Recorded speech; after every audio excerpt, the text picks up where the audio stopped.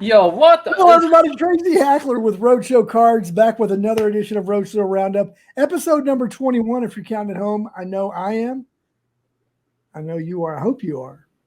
This is a special edition because you see the screen. We got 4 screens. We got 5 people, but we're missing 2 that we normally have. So let's just go around the horn. Top right, Chase Krim. Some would say the better brother of Cody Krim. From the Texas Roadshow. If I'm not mistaken, Chase, this is your third appearance on the Roundup.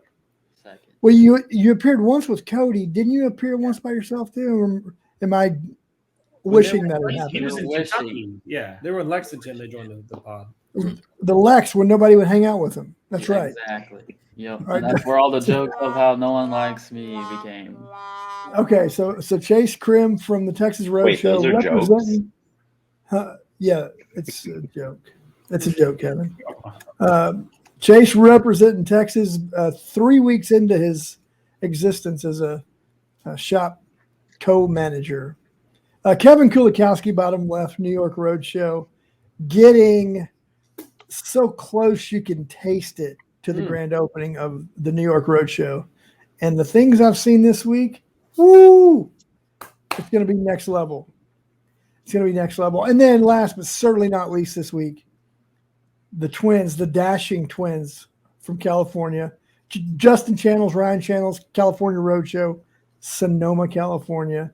Who we're missing? Obviously, we're missing Cody Krim. Trey from Huntsman. Texas. We're missing Trey Huntsman, who, and I quote, was having Thirsty Thursday with his lovely. Wait, alert. Oh, what? Trey is trying to get in. He's asking where the podcast link is. What? Oh, he is? Yeah. Oh, that's even better. Okay.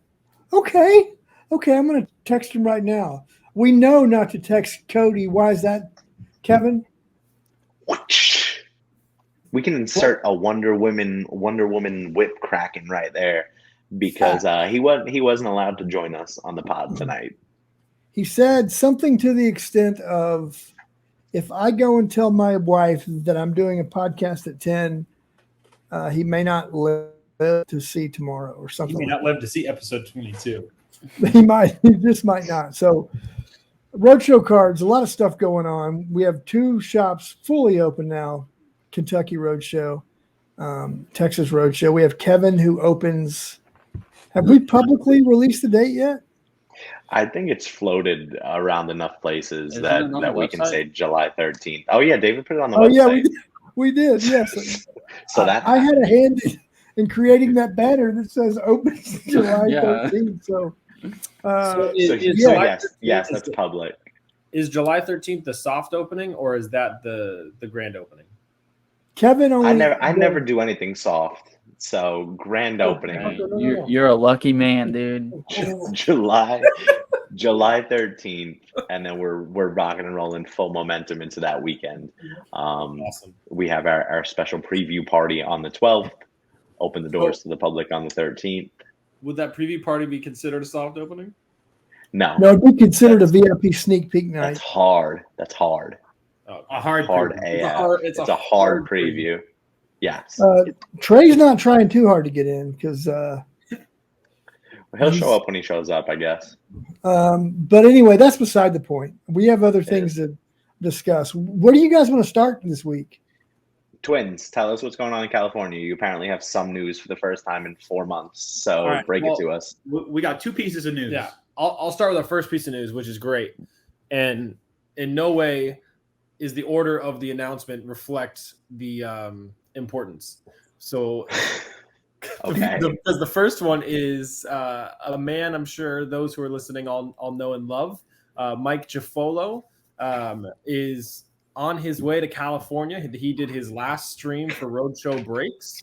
Was it yesterday or 2 days ago? Yeah, 1 or 2 days ago. And he will be officially joining the team in California on Tuesday the 5th. Our first official employee.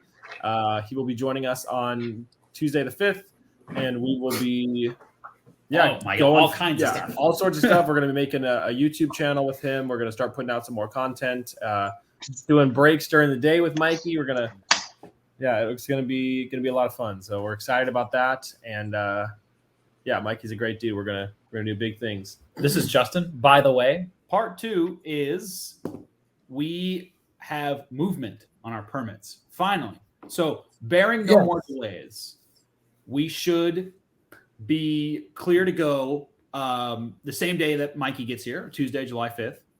And once that happens, work will resume on Wednesday.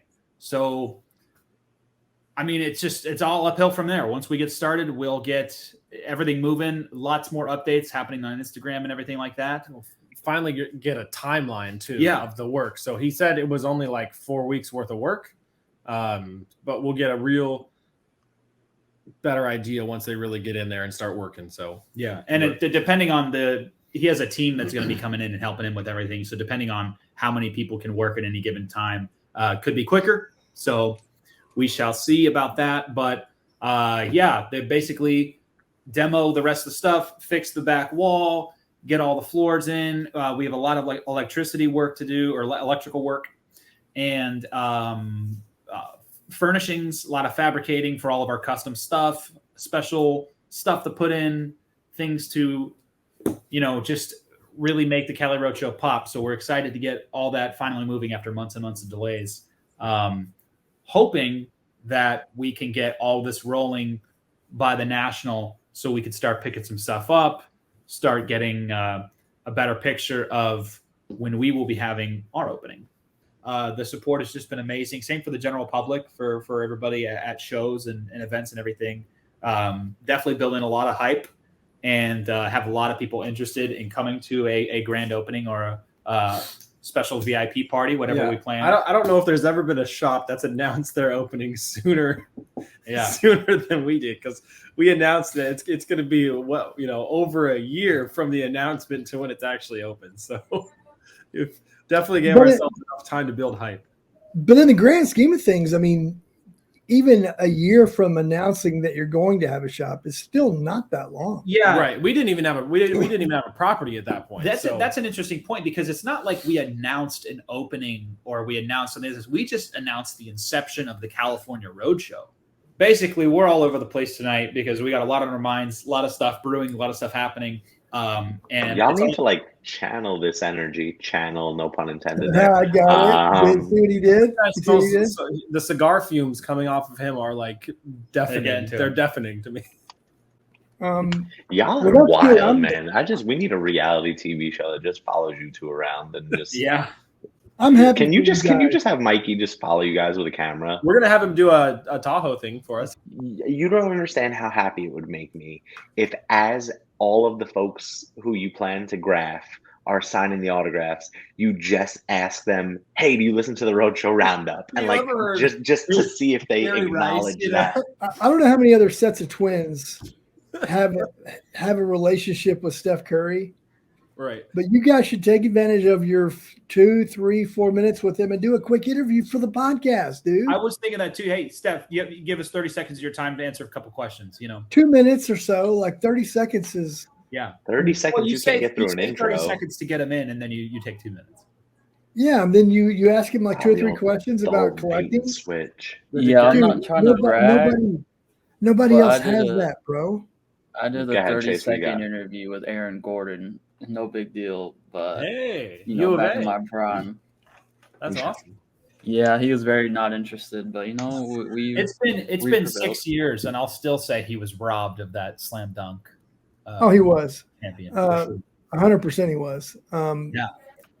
Make it happen, channels. But all that to say, I mean, who knows what's going to happen in the next couple of weeks? It really has just been one of those things. I've been on the phone with so many different people and so many things. Oh, security, furniture. How's the mural? Doorknobs. Yeah, the mural.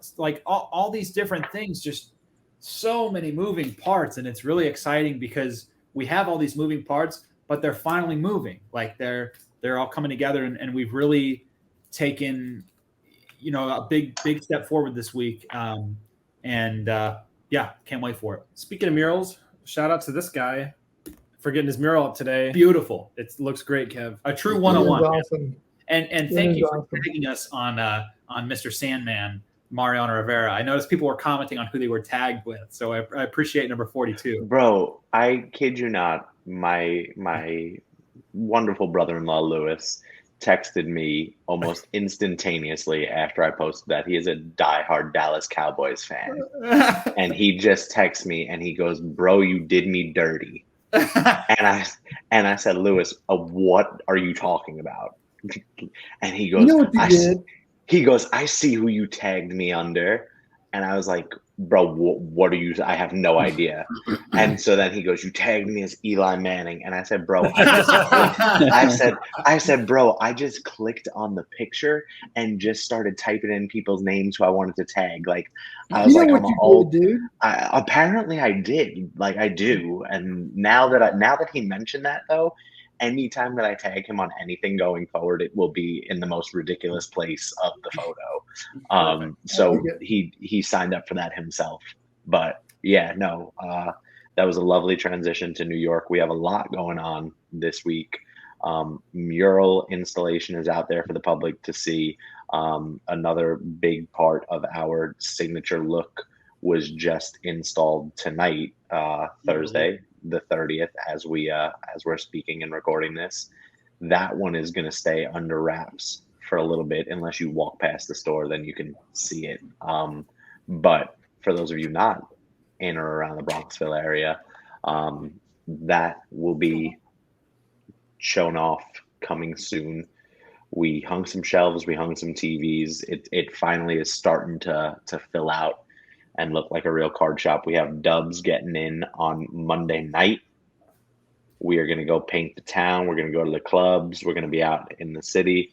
No, I'm kidding. I will. You had we'll some see. help today, Kev, or was that today? I did. That was today. Yeah, my dad. Shout out to my dad. I'll give him a post tomorrow. But he saved us a ton of money by volunteering his time to help hang shelves and mount TVs and stuff. And so it only cost me $40 in supplies and some lunch, as opposed to whatever I would have paid a contractor. So props to Papa Cooley for helping get that done today. Yeah, I don't know. I don't have much else to say. I feel like everything is going to be a surprise. Like, we've told you what we told you. We're not going to tell you what we're not going to tell you. And y'all will just have to wait and see as more fun stuff. I'll ask you, what are you most excited about within this whole process? Because I know I see a lot of ourselves in you and obviously Texas as well. Two things that I'm most excited for as my shop opens. The first thing is whenever I am outside the door, like in front of our property, I get asked 700 times, like, what is this? And it's mostly by like old ladies from the town who are just doing their thing on a Thursday afternoon at 1 o'clock in the afternoon, walking the streets. And when I tell them what it is, there's a little bit of confusion. There's a little bit of, like just a lot going on. And so you love perplexed looks. Right. And it's like, you need all this for that? And I'm like, yep. And so I am fairly confident that once our doors open and we have our now open sign outside and people are free to come in, the first week is going to be a lot of people just wondering, what the heck is this? Yeah, passerbyers. And so I'm kind of excited about that because I am just going to give the most ridiculous, elaborate answers known to man. So that'll be a fun level of trolling to a degree for me. So I'm excited about that. Called engagement. Right. But then you don't troll your own customers, do you? Right. I mean, is an 80-year-old lady walking down the street going to come in and buy a box of Obsidian soccer? Like, probably not. Do you know that she's not? We'll find out, I guess. What if her grandson's the Bronxville soccer kingpin of his 12U team? I will say this. I was having a cigar next to this guy. Turns out that's so pompous when you say it that way. But did you have a glass of brandy swirling around your hand too? 1987 brulee. And he was Max Fried's uncle. Okay. See? Shout out Max Fried. Yeah. I guess the other thing that I'm excited about is when collectors finally come in and get to see what we got. I mean, there is another hobby shop in Westchester. It is wonderful, but it's not what we're about to open up. And to give folks this true, I'm going to be corny here. I'm going to call it an oasis, right? It's we're creating an escape, right? And we are creating a place where it's a welcoming environment, and it's not, there's no chairs here. There's glass display cases. You go pick up what you want, you leave, right? Like, so I'm excited for that. I mean, I know that I have folks in the community who are already said they're like, I'm just excited to come hang. That it's a place where I can meet new people, and like that's awesome. And yeah, I look forward to that. Yes, we have a hand up in the peanut gallery in the party here. In the I was chat. gonna ask if are you gonna have the so you had like those built-in chairs along the wall there next to the stairs? Those are gone. Oh, okay, they're gone. Okay, I was gonna ask if those are still there. No, so those are gone. Those were replaced with a bar top that is the height of the banister, and we're gonna put stools there. So like Ryan Bannister. Yes, shout out RBI crew. The vibe that we're going for, like I want a lot of relaxing is not the right word, but I want a lot of different places where people can feel comfortable in like spending their time in the card shop, right? Because you have all different kind of clientele, right? And not everybody is going to want to be up at that card bar with you, like face to face hanging, right? Right. And so we're going to have that area over on the side. We're going to have a couch area on the other side. And so there's going to be like as I just lose my pen flying out of my hand. But where it's we want to make it as relaxing and welcoming as possible. And I really do think going into this, and it can change once I'm open and once I sort of live into the space a little bit. But I am a firm believer in less is more. And sort of offering a very minimalistic look. Minimalism. To just enjoy what's there, right? Like we got big TVs, we got a mural, we got this other awesome centerpiece that people are just going to be drawn in by. Let's not crowd it up too much. Let's not try and do too much with it. So I don't know. We'll see. I'm excited. Yeah, I think you're right, man. And looking at what you've done with the place so far that I've seen, and then having a recent new shop experience with Texas, they are really dramatically different hobby shop experiences than what is out there. And Chase Krim joins us. He's more than just a pretty face. He's got real like shop experience over the last 2 weeks, including many of the things that Kevin mentioned about. It's been, the first week's been, so our VIP night, we expected great things happened. And then as far as the rest of the week, I didn't know what to expect. And it was just like blown out of the water as far as like how great our first week was. And then everything came crashing down the second week. If you talk to Cody, you probably know he's been stressing about like, dude, we're not making any money. But this week's been good. We're picking back up. Starting to see some familiar faces. Still getting some new people that are just finding out that we open and they live like 5 minutes away. Good thing about the Metroplex is like there's so many cities just like 5-10 minutes away. And south of the DFW, which is where we're at, there's not a lot of card shops around, so we're a lot of people's closest. So we've been hearing a lot of great things. I don't think anyone's getting lost trying to find us on GPS anymore, which that was a really big problem the first week. It was.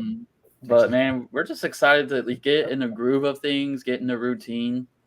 Callie talked about bringing on Mike. We are bringing on an hourly guy. One of our friends is starting next week. So you'll be seeing him around the shop. Austin, he's a real good guy. He doesn't know a lot about cards, but like he definitely has the personality to run the shop. He definitely has our trust. And those are two big things we wanted. Biggest thing. Yeah. And, you can teach someone cards, but you can't teach, trustworthiness and like honesty and personality. So we're really excited to bring him on, getting him trained next week. Hopefully it's not just the blind leading the blind, because I only have 3 weeks of experience, but we're excited. No, you guys will be fine. And like, Hey, Tracy, I have a quick question. yeah, And I think you might have the authority to do this. Since everybody's teams are growing except New York, can I have a raise yes. or Yes. enter the transfer portal? Because I'm starting to feel slighted here. No, Who's getting a videographer? Who already has a video team? Who's getting No, it's another member of their team? And then over Look. here, I'm over here twiddling my damn thumbs. You got Lewis though. Lewis, What about I've Lewis? often said Lewis does the work of two people.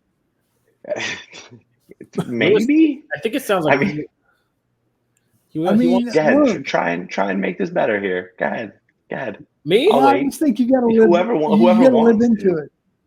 Yeah. Gotta You got to live through I'm into about it. to pass Kev. out over excitement. I'm still trying to make the Yeah. trip to New York work. I think it's just I'm that we st- know I'm your still shop's gonna trying be to- so good, like you don't need anyone else's help. Yeah, Kevin, have you seen the inside of your shop and how beautiful it is?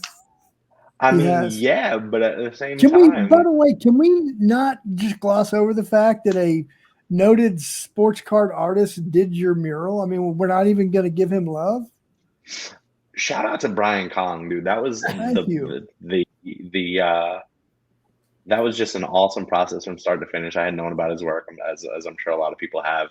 He sets up at all the cons and the conventions and everything. And yeah, he was just a pleasure to work with from start to finish. He was super collaborative, and obviously, as you should do with somebody who is a professional, I sort of just gave him the reins and said, you know this way better than I do. So he took a bunch of artistic liberties as far as placement and this and that. But yeah, no, I was thrilled, and shout out to him again. He knocked it out of the park. Where I have a question. Where? Oh, hold on, just 1 second, because I want to know where is that mural in your shop? Like, where's it located? On the wall. No, I know, but is it right when you walk in? Is it by the cardboard? No. Actually, so it's as folks might have been able to see from our Walk-in Wednesday, our shop is a U basically with a big sort of half wall split in the middle. And the vibe that I'm going for as of now is going to be that space right when you walk in is going to be sellable space, right? We're going to have cards on the wall, everything there. And then as you hook that U, I have my mural on the wall over there. We have a TV now mounted above it. We're going to have a couch up against that split wall. And that's going to be more of a hang, rip, relax area. So it is not, it's visible from the window, like looking in. But you gotta be deep into the shop to admire it from What's the size of it again? 6 foot by 6 foot. Sweet. Let's say somebody from that mural comes into your shop. Would they be able to sign it? Is there a material that? Yeah, so it's sort of like it's a fathead material. And I had thought of that with Mullen being on there and going to be joining us for our VIP party.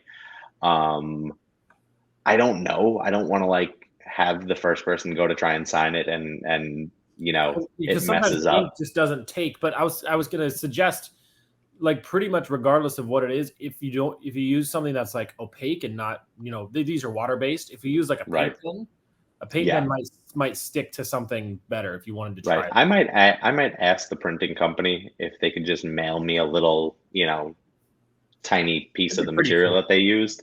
That way I can just sample different pens on it to know what works and what doesn't. The other thing do, the other thing you do, like, have them print out like a 16 by 20 of your mural, and then you can just get that signed and then have that, like, hang that somewhere else in the shop. Like, oh yeah, here's a print of our thing signed by everybody who's come in.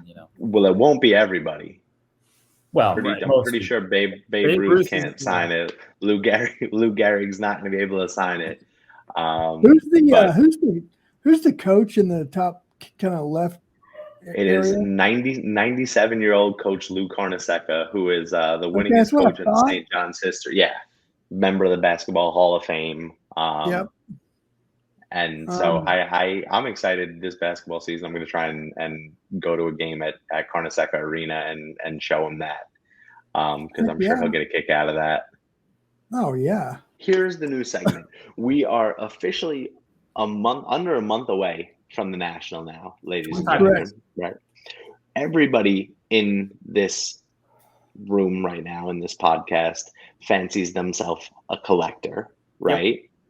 Yep. Let's play the game of, do you have a specific card that you're looking for at the National, and or in general, without giving away your prospecting secrets, what's on your radar? Like, what are you thinking you're going to be focusing your time and attention on for personal, not shop related stuff? Who's going first? Justin. Sure. I've actually got quite a few, like two or three really ones that I've been thinking about. Hit us with it. First and foremost, I did the same thing last year. Found two of them, but couldn't make a deal. Just short and sweet. I want to get Derek Carr's National Treasures True RPA in a 9.5 or a PSA 10. I have a 9. I just want to upgrade. Short, simple. The more detailed stuff, I really want to look for. This is a specific set, specific want. A 1920 Immaculate Soccer Lionel Messi patch auto, because the patches in 1920 Immaculate are game worn. I missed out on 1 out of 5 in a 9.5/10 that just sold for $4,000, and I nearly passed out because I feel like that. I mean, that's an incredible deal. It was a big, nasty letter patch, whole thing. So one of those would be really cool. Definitely going to be hard to find, but I'll know it when I see it. I've been doing a lot of research on the set. So, and then I want to get more into historical stuff, being a history major, museum studies, the whole thing. Looking for shout out Thomas Edison. Yeah. Thomas Edison, Nikola Tesla, the whole thing. Trying to maybe get like I just did the historical autographs. They do like the pieces of the past. I've always said my dream auto is Galileo, and they came out with a Galileo card that has cuts of a piece of paper or a letter. And I did handwriting examples, like, trying to, from a letter of his. Turns out it's not his handwriting. So it's like, it's a period piece, but it's not written by Galileo. So like, I don't know, trying to find something like that. I know there are a lot of dealers that have historical autographs and things like that, but I want to start branching out into that stuff because history does mean so much to me. And I remember last year at the National, there are quite a few tables that have some really, really cool stuff like that. And I feel like there is room, not only as a collector, but as an investor, for some of those more rare names or, household names, but they might not be seen as, huge investments now, or, bigger historical figures that I might be able to pick up. So, well, it's funny that you say that, and I shouted out Thomas Edison because in Chantilly, I was standing next to somebody who was trying to work out a deal for, I think it was like a 1907 Thomas Edison, like hand cut card. Yeah. And it was a couple of $1,000s, but it was like, I had never seen or heard of one before. And then seeing the negotiation back and forth between the two folks who ultimately couldn't come to a deal. But I love that sort of historical stuff. That's awesome. Yeah. It's been so interesting with my background, and I got, quite a few curatorial classes, and I've been into a lot of collections rooms and seeing these pieces up close, handling them. When I was at the Woodrow Wilson House for my internship, I was holding his documents on the daily, just like, presidential dealings and all this stuff, all the signed papers. I was like, yeah, you know what? I might want to try and start taking some of those home, something like that. So you were gonna steal Woodrow Wilson's documents out of his house? No. I mean now try to find them okay. outside of the. There's a map on the back of one of them. I'm trying to figure out.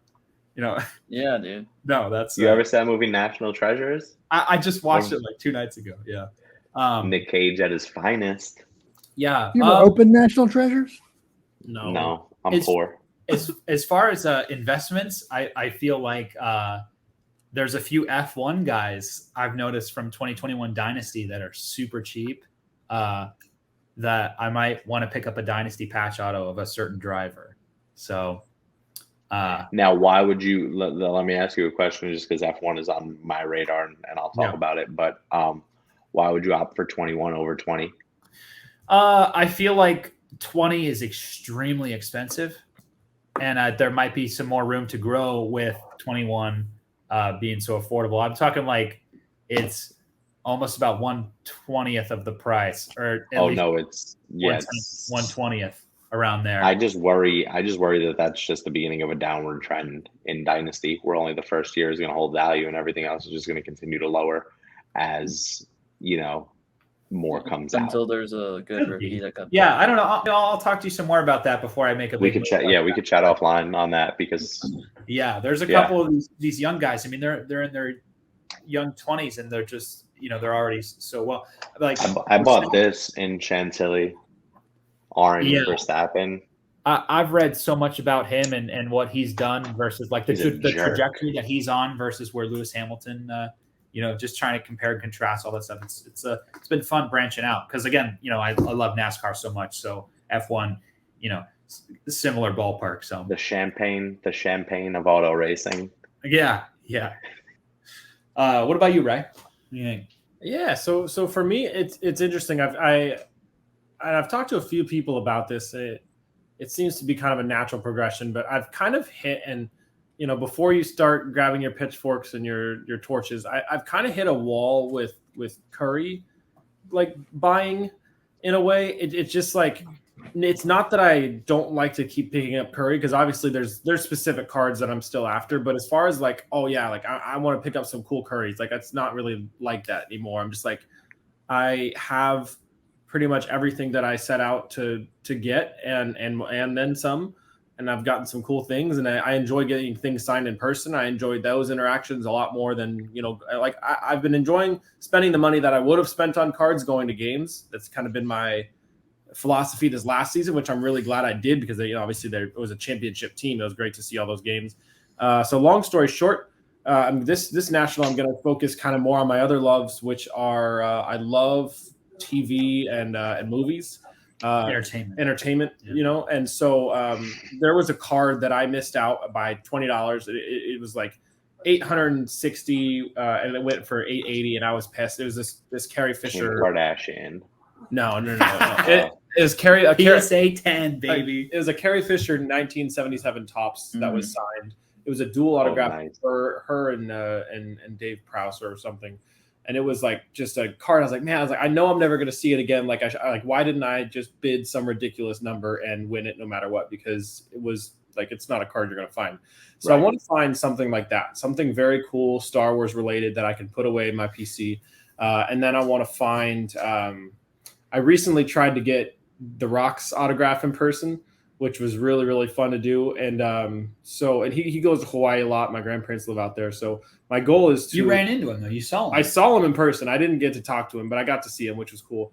So I want to get a Bumblebee card, the Miami, perforated rookie card. And I want to have that in my collection so that I can, at a moment's notice, if I ever go to graph him, I will have it. And so I want to have it just to have it in my collection. I don't need anything crazy, like a 4 or a 5. I think it'll run like $600 to $800 for like a lower end. I actually just tonight got outbid on a 9. Oh wow! Which this 9 sold for less than the last 8 sold for. What did it sell for? The 9 ended at $2,300. Oh my god! And I did like a half-ass, like I don't really want to win, but if I win, cool bid. You know those when you just throw a bid on and you're like, absolutely, whatever. If it wins, it wins. But then whatever, I threw a lackadaisical bid on it, and then when I didn't win it and saw that it didn't go for as much as it should have, then I got annoyed that I didn't go after it a little bit harder. If he comes back WrestleMania too, he comes back in Los Angeles, his cards are going to go ridiculous. I can tell you this as a diehard wrestling fan, I really don't think it's going to happen. Yeah, but I mean, I will live off the hype. He's stayed in great shape, so I mean, it's not like he can't do it. It's just a matter of if he will do it. Of course. So I don't know. I like to stay hopeful. We'll see. No, I know. And I think every entertainment and wrestling fan alike has their fingers crossed that And- actually happens. And we'll see how good a movie Black Adam is too. They've been hyping that movie up a lot. If it turns out to be the first DC superhero movie, at least in my opinion, that's been half decent in the last however many years, I think it'll do a little bit to his market. I can't imagine it would, people tend to like superheroes, and then with all the multiverse stuff going on, you don't know where he could end up. So yeah, it could be pretty cool. But So look how much fame Jason Momoa got from Aquaman. Right, and Aquaman was terrible in my like. I thought that was a decent movie. It was decent. It was right. decent. Sorry, it was decent. The Justice League was terrible. Yes, correct. Yeah. Yeah. So those are kind of like, and then there's a couple more other TV stuff. I won't bore you guys with the details, but those are the two main ones I'm looking for. Something Carrie Fisher related, Star Wars early '77. And the Rock Bumblebee card, and then obviously like if I see some cool Curry patches or something, I'm sure I'll end up with something Curry, but those are my two more specific ones. What about the second half, the prospecting? Is there anybody you prospect? Because I see this guy every day. You don't do a lot. Do you? Well, most days. In the mirror, no. Yeah, that's actually kind of scary. But you ever? I mean, no, for me, not a whole. I don't really like prospecting a whole ton. I've never really been in the hobby for prospecting. I've never been a big gambler. Like I don't like to do that. But as far as the Warriors go, I'm very excited for James Wiseman's return. So I was hoping to, and his cards last national were very low. So I'm hoping again it's the off season. He might not play in the summer league. Yeah, I think. Although, isn't the summer league after the national anyway? Yes. Okay. Yeah. So, but it's a whole thing. I don't know. We'll hopefully find some cool James Wiseman's. Hopefully his prices are down, stay down and don't get too crazy preseason hype. I know they've already taken a bit of a jump since they won the championship, which I don't understand why, but he played a pivotal part in that championship team. I've been buying James Wiseman. I think that's a really good. Yeah. I just hope they don't trade him. They said like all season long that he was Kevin Durant. They were not looking to move. So I don't want Kevin Durant. James Wiseman and Klay Thompson for Kevin Durant. Dude, put it in the book. Who's KD going to? Can we all give our? Oh yeah. I'm going to OKC. Charlotte. Wow. Ew. I'm gonna say the Knicks. That's what It's about the Knicks. That's what I was gonna say. So no, honestly, as long as he doesn't go to the Phoenix Suns, KD can go to any other team in the league. And I was gonna say Knicks, but for argument's sake, I'll say the Mavericks. Dude, I'll allow that myself. I'll allow it in a good way or a bad way. The best way possible. Yes. Dude, his Chrome rookie, I sold a. People are saying, imagine him on the Celtics. Well, I sold one of his trade Jaylen Brown earlier this year in a Beckett 9 for $660. I just checked the last comp; it's like half that. Yeah, he's down. He's down bad. Is he a buy? Is he a buy? I think so because he's going to go down probably as.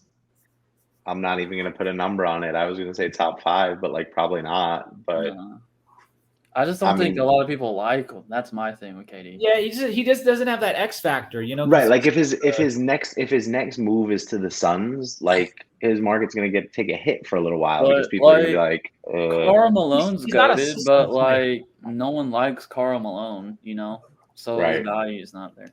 Well, isn't that for some other stuff? What do you mean? I mean, yeah, but I'm just saying, like, oh yeah, Karl Malone's sus. Comparing it to like just like as far as likability goes. So then why do you think that then, and Chase, and this will get us off topic, but on a different topic, why do you think that LeBron is still high and he's one of the I guess depending on who you ask, he's either one of the most likable or one of the least likable guys in the NBA. Well, I think he's dropped a lot from where he was. Well, I mean, everyone's dropped a lot from where I saw go, but I think LeBron's dropped even further.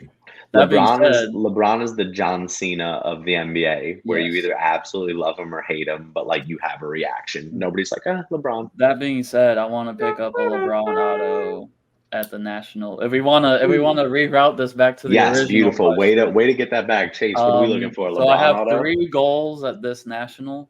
Shoot. One of them is to get a LeBron auto because I think his value right now is probably where his floor is going to be. Right. like for the rest of the time or close Sure. to it.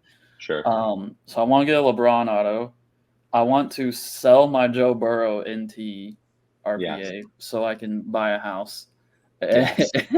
and not live in an apartment and have insane cards. So that's 2 of the 3. And I want to buy a Emmanuel. Speaking of prospecting, an Emmanuel Rodriguez. He's a prospect in the Twins org. I want to get a red first Bowman Chrome auto.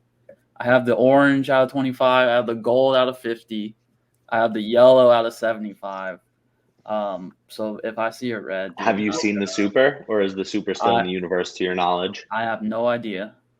Do you know somebody that owns a red, or is that just? I don't. I'm going in blind. He's just I don't taking know a 1 in anyone. 5 shot. If I see it, well, I mean, if it's gonna happen anywhere, it's gonna happen at the National, right? Hey, that's so true. That's so true, Bro. You got to be one of those guys who has like the sign, like walks around with the sign, like looking for this card. Like, yeah. And so I have one other thing. This isn't like a main goal, but I might do this just if I'm bored, kind of thing. Okay. But so I have a Jordan Fleer 86 in the PSA 8. Yeah. I kind of want to trade that. And For? I want to get into a Jordan auto. Okay. Do that and some cash. So you think in the real world, throw that in with some cash for like an insane. You'd rather have a random Jordan auto than if it looks good. I think 8 so, rookie. Yeah. I just think that depends on the auto. Yeah, I agree. I just think that. So with it being a PSA 8, there's so many there's other PSA 8s and there's so many PSA 9s and a decent amount of 10s that like I don't think that card's going to exponentially grow as much as many people think because there are actually a lot of Jordan Fleers out there. I know that's kind of like an iconic card set, but for instance, this is what I'm thinking. If I can find a rare Jordan auto that has a decent comp, I can sit on that for a couple of years. And then in a couple of years, no one's going to know what I paid for that auto. So I can kind of like I can kind of control what the price is for that card. Does that make sense? Okay, so yeah. Whereas the 8, if the market continues how it is, like. So I guess the question then, and I think we have our answer by your answer, is a lot of folks buy a Jordan rookie card, myself included. I bought an 8 last year for way too much money. A lot of folks buy that card to never look at the price again and just stash it away in a box, right? Yeah. Like I took that money out of my pocket. I knew that it was going into that card. I wanted to own that card, and whatever happens to it, I own that card, right? So I guess your mindset is you want to play the Jordan flipping game, essentially, or work the end goal up to try and, not manipulate the market, but work the ladder until you can hopefully wind up with something insane. So that, and because that's kind of like a PC card for anyone, right? Sure. But yeah. That reason and just the way I collect has changed. Like I'd rather have an on-card auto that like Jordan has touched as opposed to a rookie card that Jordan's never seen. That's fair. Had That's nothing fair. to do with. Does that make sense? So just the way I collect has been moving towards that. Anyway, so get a patch auto for a jersey that he wore as well. Dude, that's gonna be a lot, right? I mean, hey, what do you need on that down payment on the house? That Joey B ain't gonna be cheap either. You're gonna have some serious funds if you move that. Yeah, well, that's the goal. I want to keep those funds. What's Joey doing right now? Is it a true RPA? It is. Bro, it's not. He has the BGS 9.5. Is the flawless one? No, it's the NT True RPA. It's the one that Cody showed us in the group chat. Cody and Chaser and on it. Yeah, Cody takes credit for that. So that was you. No, stop. Yeah. Don't let Cody take credit for that. We know. So we had these 2 Donovan Mitchell prisms that we like split on. And then I took those 2 and traded it for the Joe Burrow without Cody's like approval or just and then he started going off in playoffs, and I was like, hey, I want to get this graded, like even if it like 8.5s, like. And then sure enough, it comes back at 9.5. And that was all sparked by Andy at Indie Cards, who his graded and he sold his. But that was the catalyst that I think set Cody and Chase in motion to be like, oh shoot, we need to grade this card. Yeah, this is like, and we got it back, and it's like, whoa, this is like, for me, it's like, whoa, this is life changing. Like up until that Jordan was the best card I had, and I bought it at 8,500. I don't know where it's at now. It's probably at 7 if I were to guess. Right. So from going from like a 7K card being your best to like 6-figure card easily. At its peak, that was over 100 last year or last season. It peaked at 160 like a week after the Super Bowl. So that's just like that's just, to me, it's stupid to sit on that card to risk anything in my because I live in an apartment. I don't have a lot of money in my bank account. That's life-changing money for me right now. I'm just put a down payment on a house with that. Yep. So that's what I plan on. And that's what it's all about. All right, Chase, we love it. Tracy, are you with us? Are you here? I am here. I've been enjoying the conversation. What do you got? What are your what's your collector's checklist? Your goals going into the Natty? Really, the one thing I'm looking for, I've missed out on twice in the last 3 or 4 weeks, is a PSA 9 Carlton Fisk 1972 RC. Okay. There was one that went for like $2,400 a few weeks back. A little more than I had anticipated it going for, so I was out at like $2,250 or something, and then I found another one, and I made a really rookie mistake where I didn't bid until the very end, and when I went back to look at it, I missed it by 1 minute.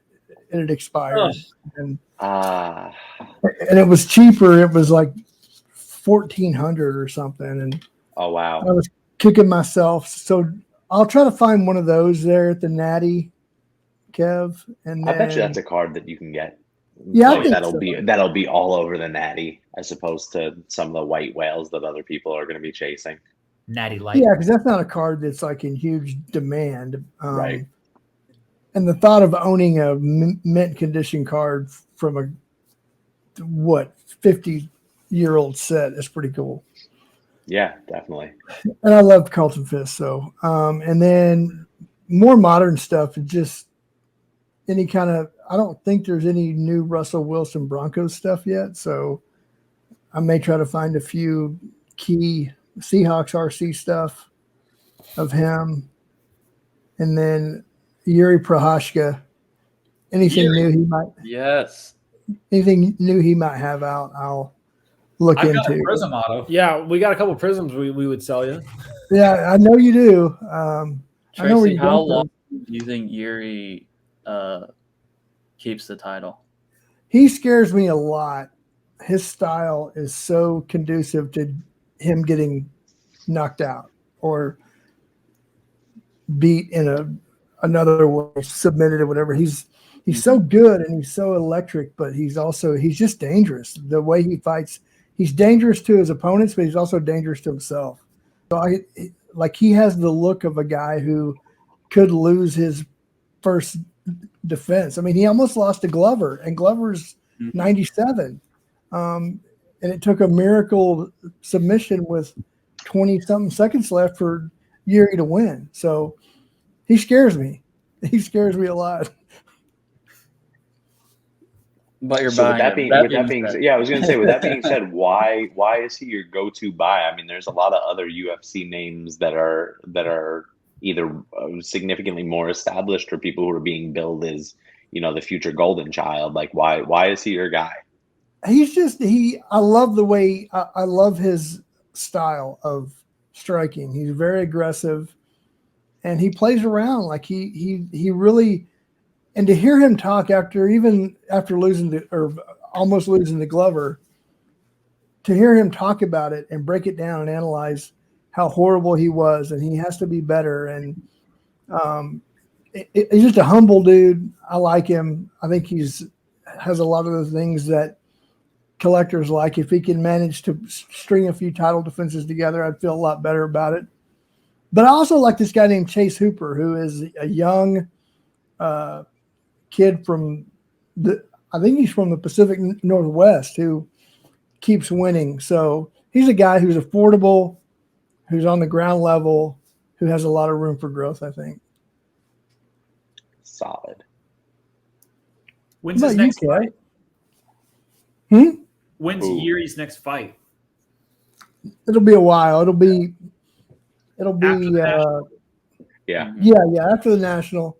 The good thing about UFC speculating is that if you got to buy at the right time, and then you can ride a guy for 4 to 6 months because he only fights every 2 or 3 months, and not ride a guy like you're thinking, Justin. Justin, look at that. Chase is over here licking his lips up at the top of the screen here, and you 6 months, dude. I don't know. 6 months. Chase isn't used to that kind of commitment. That's a long ride. Hey, not to go all channels on you, but I got to go grab my power cord. My computer's about to die. Yeah, finally, dude. I showed up charged 100% today. We're proud of you. We are. Yes, that's big for me. It is, and your power is holding too. Good job, guys. We're setting stuff on fire here on the set. Lightsaber? All right, let's move into what I'm looking for. One card that I'm looking for is going to be a diamond in the rough to find. And I'm is it a Aladdin card? Yes. Actually, it's Jafar's rookie card. Cave of Wonders. No, I am looking for a 2014 Triple Threads Ronda Rousey card. First in her class. Yes, the first in her class. I need to find that card at an affordable price. There's an auto of it listed on eBay. Patches, it might be Correct. There's an auto of it listed on eBay right now for $6,000, which is just silly, but rightfully so with it being the meme that it is. There's 26 watchers on the card right now. And I actually just texted a good friend of the show before we went live, and I was like, "Hey, let's put it." We won't give away any names, but okay. His name is David, and it's not Dubs. And I texted him, and I was just like, "Dude, what are the chances that I see this card at the National?" And he gave me a 20% chance, so I'm just gonna hold on to that hope. And then otherwise, I want something very low numbered of Lewis Hamilton. It's either going to be 2020 Chrome, or I am going to bring a big boy Leo Messi card. That's a certain icy one that's valued around $25,000 at the time of this recording. And try and turn that into a Lewis Hamilton first year Chrome autograph plus cash. If somebody's interested in that, we'll see. But yeah, I mean, I've been big on F1 as you guys know, and honestly, at times I question myself, like with the price of F1 cards, like why am I not just buying a LeBron auto versus buying a Charles Leclerc, orange. I believe it's refractor. Leclerc. I'm sorry, Charles Leclerc. Excusez-moi, c'est Charles Leclerc. But Merci. I have taken pride in always collecting slightly different than the mainstream, and continue to do that trend. Where anybody can just have whatever prisms or this, that, and the other stuff. I like finding more unique, rare stuff that isn't out there as much. So yeah, I'm looking for F1. Always looking for high end, old school wrestling. Maybe I'll wind up messing around and picking up a Ric Flair autographed 82, or a Hogan autographed 82. But I don't know. That's my checklist, and I just bought my house our current house, so I don't need to save money anymore. So bring on the national. Must be nice, dude. Well, when I was out here selling off everything to get this, I was in the same boat as you. But now we can enjoy the spoils of having my house and being ready for the national. The Natty? The Natty. You got to fill that house up with some cool stuff. Nah, just blank walls and like, you know. Yeah, the language is still going to have to probably be cleaned up a little bit. You got to be. You're allowed one, and you can still keep a TV PG. One. Oh, can you? You said another one earlier. Well, what did You you? did, yeah. That's not Did I? You did. No, Yeah. What did I say before? I think you said or something. That doesn't count. Tracy, you need to make this like around the horn and be able to mute someone for like 30 seconds. Yeah, Tracy needs to give out points. I think I can. Hold on. All right, let's go. Woo. And then at the end, someone can talk about whatever they want to for like 30 seconds. Hold on. Kevin will not be muted. All right. Oh, hold on. Unmute myself. I can unmute myself though, so your power is not ultimate. Yeah. Hey, Bronco. Sorry, just a minor inconvenience. Hey, no, you're good. Have we seen what Panini is doing now this year at the National for their redemption replacement? They're changing things up this year, and I personally think the collectors are going to absolutely love it. Yeah, like the waiting list or virtual queue, essentially. Yeah, pre-registering is a great idea. It's a great kind of improvement upon what has been a successful live trade-up program. The ability to have your spot in line and have a designated time to go is, I think you're right, Kev. I think it's going to be huge. But the interesting thing, and I've said this to whoever will listen, I worry that it wasn't publicized enough that they're going to have their whole virtual queue and then have the entire old school generation of collectors who just completely disregard that. Yeah. And then it becomes just a complete cluster. Also, this is my first time hearing about it, and I follow a bunch of. Same here, and and I know people. I mean, this guy didn't even know that redemptions needed to be in the system to trade them out. So you don't count. Did they have to be last year? Yeah, always. Yes. Yeah, in theory, they've always unless you know the right people who will circumvent the rules to help you, but you can't count on that.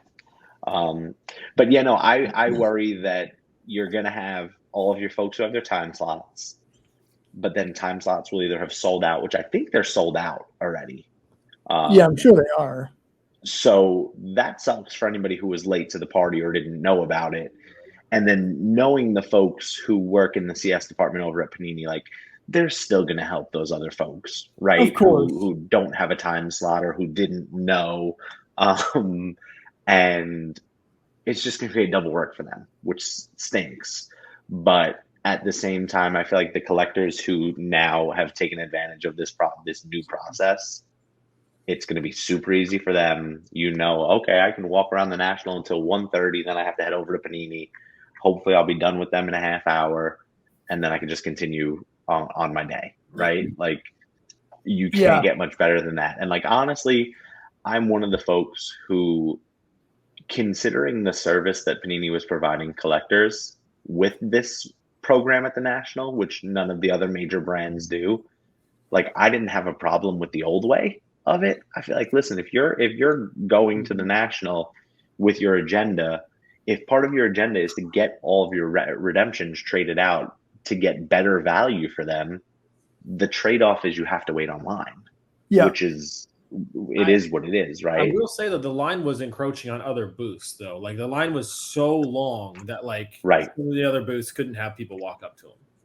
Well, I mean, usually it's I've never seen it stretch. Like blowout and Dave and Adams are usually to the left and right of Panini. Like, I've never seen it go to like mom and pop shops. Like normally it'll just like wrap around the back of blowout and like it's not the biggest deal in the world. But like, I mean, yes, the line gets long, but at the same time, people look at this and I'll tell you, like I've seen on Blowout and I've seen on the forums and other places where people have been hardcore the past couple of months buying expired redemptions just to throw them into the system 120 days in advance, though, ladies and gentlemen, just to be able to then trade them out for better value. So, like, again, Panini's doing something that nobody else offers. Like, they're going above and beyond to sort of try and improve the customer service experience. But like, I don't know. I was of the mindset, like, if it ain't broke, don't fix it. But the argument could be it was broken, I guess. Yeah.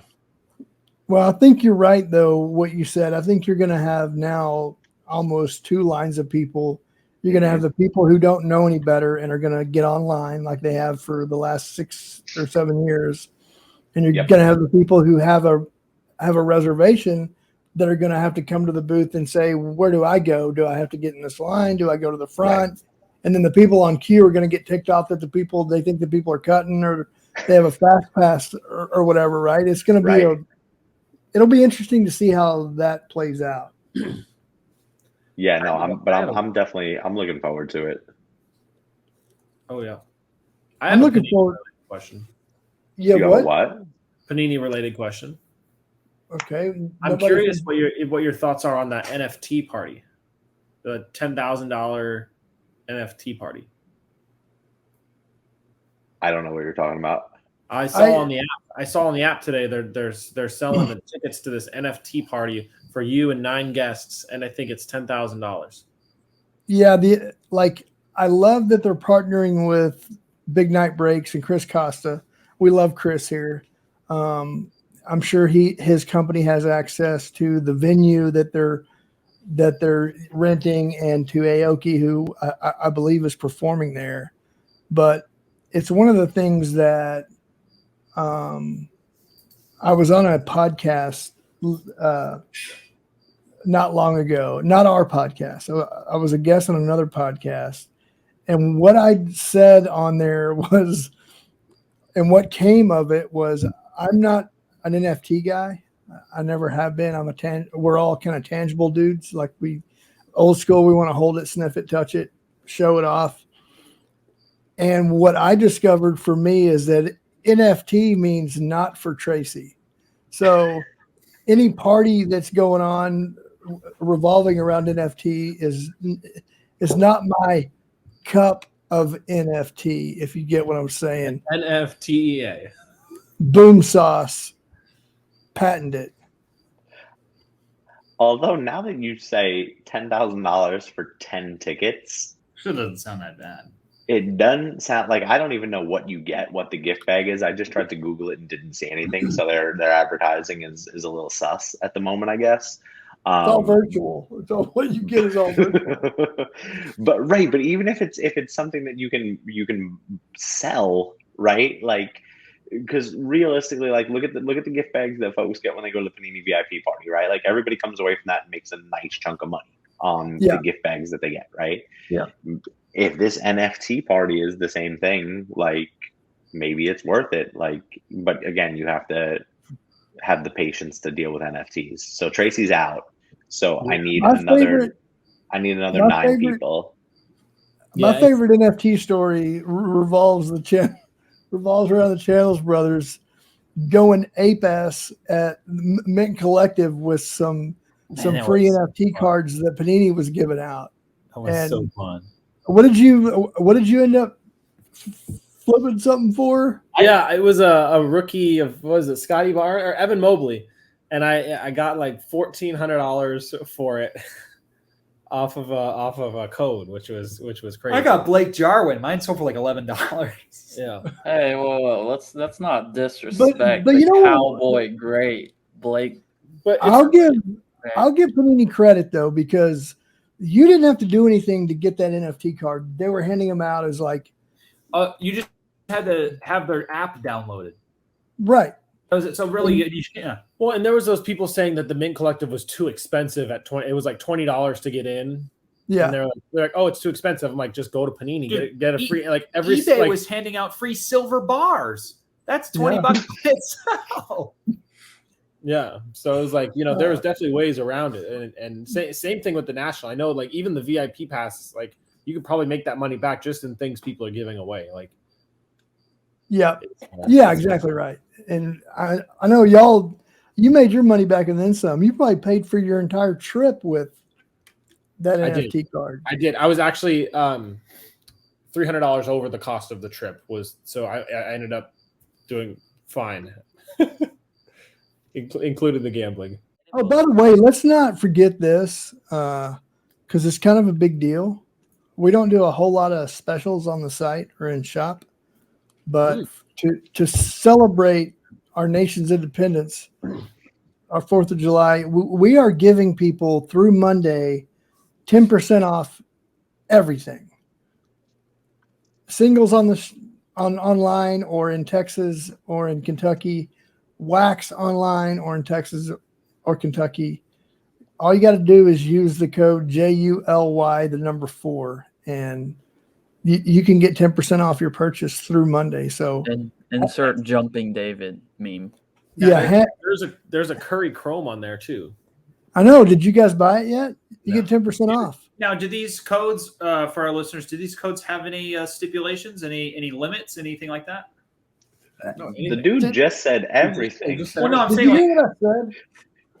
Use it more than once, kind of thing. That's just great. Everything is 10%. I'm just saying. But then you're just gonna get charged if you use it more than once. You're just gonna get charged tax more than once. Well, for people that you might come in one day, you might come in the next. Dude, Yeah, Dubs look, is gonna freak out on tax-free weekend in Texas. I just thought of that. What is tax-free weekend? Every weekend in Texas, we have like tax-free weekend on everything. Yeah, for like school Just clothes. every weekend? No, like it's just like one. I think it's just one weekend out of the year, but I can't wait till that day. That's gonna be fun. There's like a couple different tax-free weekends. There's one for like back to school stuff, and then there's one for like electronics and sports cards. Oh, does that not apply to us? What? Back to school stuff or electronics? I mean, I didn't technically, realize you they could were be getting only cards to go back to school. Well, Yeah, I I used to trade cards at school. Yeah, we were dealing Yu-Gi-Oh. Yeah.